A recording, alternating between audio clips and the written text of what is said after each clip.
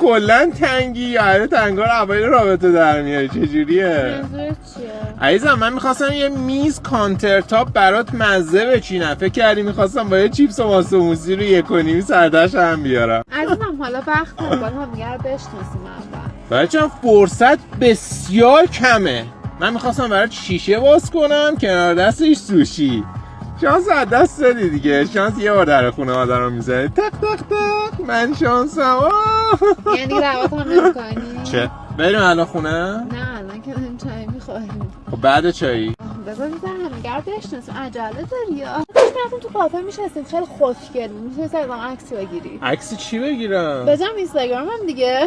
تو از این هستی که خیلی دوست داری کافه و رستوران اینا بری؟ آره دوست دارم محیطای جدید امتحان کنم. محیطای جدید من اصلا اهلش نیستم.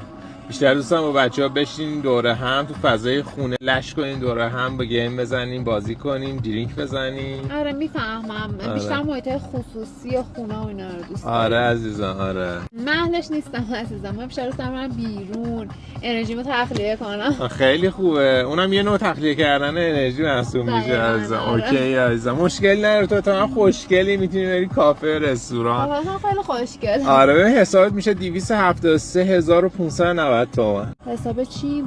حساب تیرامیسو دوست داشتی دیگه با این چایی.